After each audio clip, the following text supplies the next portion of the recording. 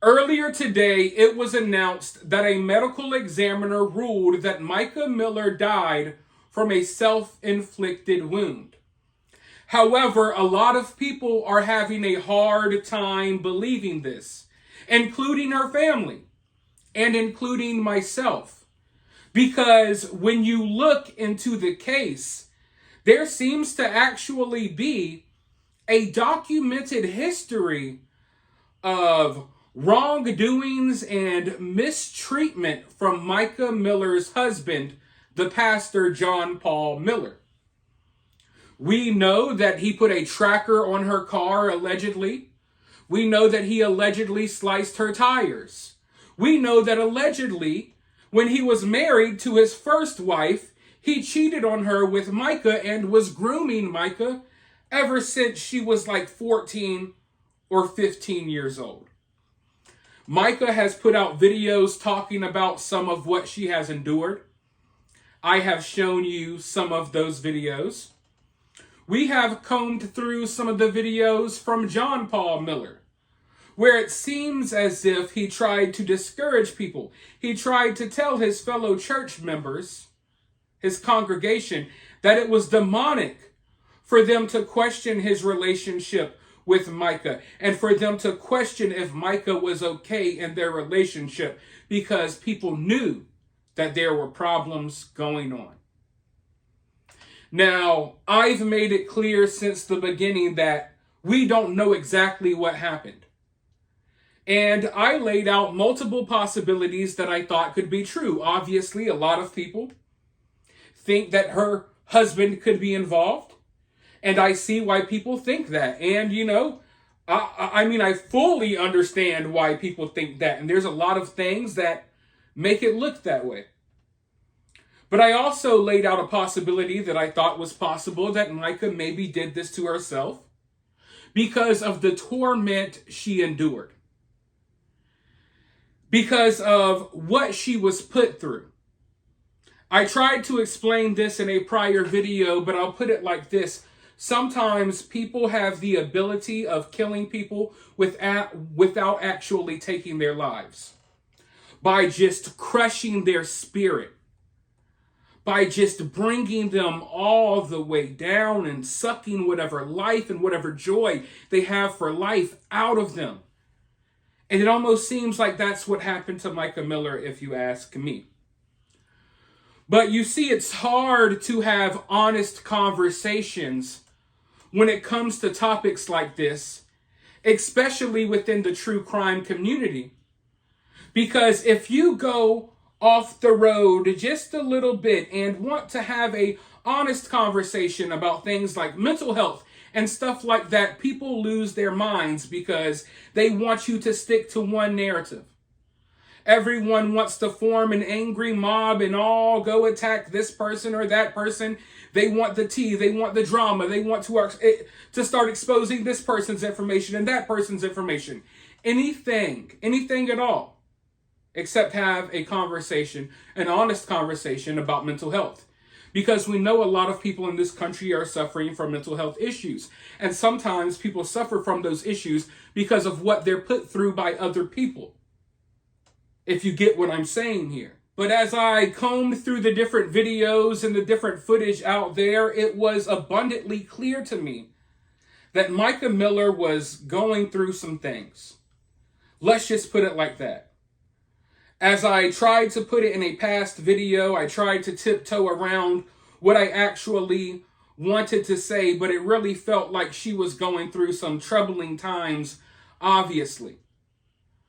Also, she was someone that was extremely dedicated to her faith. Almost too extreme, I dare to say.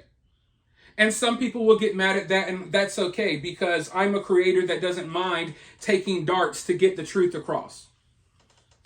But there were some things, like, as I looked through this case, there were so many flags with John Paul. There were so many red flags with John Paul Miller. And there still are. And we still don't know the full details of what happened, although law enforcement knows way more than we do, and they're supposed to be talking to the family sometime soon, hopefully tomorrow. But I noticed all of these red flags with John Paul Miller, but looking through videos of Micah Miller, I noticed red flags too. Not red flags that would indicate that she's a bad person or anything like that. Please do not get me wrong. But red flags that would indicate that maybe she was capable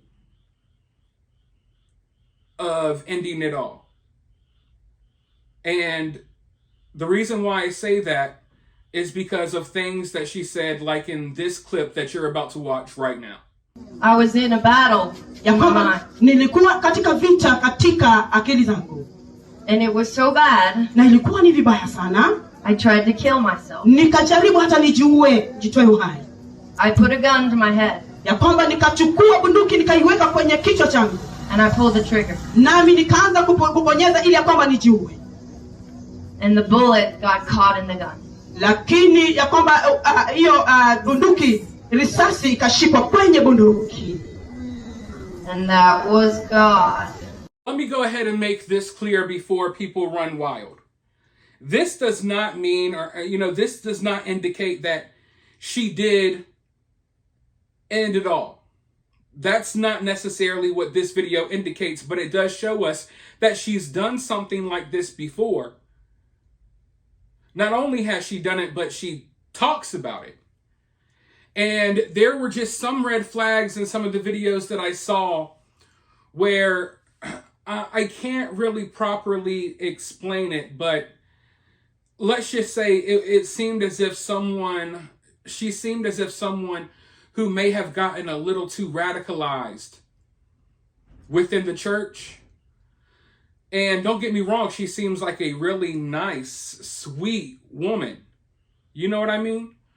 But she seems like someone that was preyed upon and taken advantage of because she was so strong in her beliefs and so strong in her faith that sometimes she would do questionable things and sometimes she would allow things to happen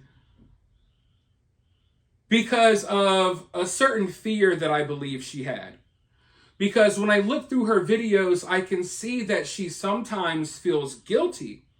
And she should have never felt guilty at all. But there were times where she's talking about her relationship and wanting to get out of her relationship and things like that. And you could tell that she was struggling because she felt like she was doing wrong by God. Not necessarily just wrong by her husband, but wrong by God. And it's really hard for me to properly put in words that some people won't really, find offensive. But I'm sure some of you all know the type of situations that I'm talking about here, where people have such a fear when it comes to their religion, and they fear, doing the wrong thing. The fear of sin, the fear of leaving your husband was something that just was a guilt that was weighing on her shoulders way too heavily. When, if you ask me, she should have gotten out of there a long time ago. I wish that she was never put in that position. But members within that church failed her because they allowed this grown man to prey on her ever since she was a teenager. And now, unfortunately, we are where we're at now. And tomorrow or the next day, we'll find out more information. But the narrative is already out there. And people already got their minds made up about what happened, regardless of what evidence comes out. The can of worms has already been opened. And like I said, within the true crime community, if you don't go with one single narrative, if you don't go with what the mob thinks, they're going to basically go crazy. It doesn't matter if it's someone that you think is your friend or you think is cool, they're going to go crazy on you. So that's what's about to happen now going forward. And I just feel terrible for everything that her family is probably about to be put through. Hopefully things don't go the way that I think they're going to go. But I mean, if history, we've all seen what's happened in the past, and I think it's going to start happening here.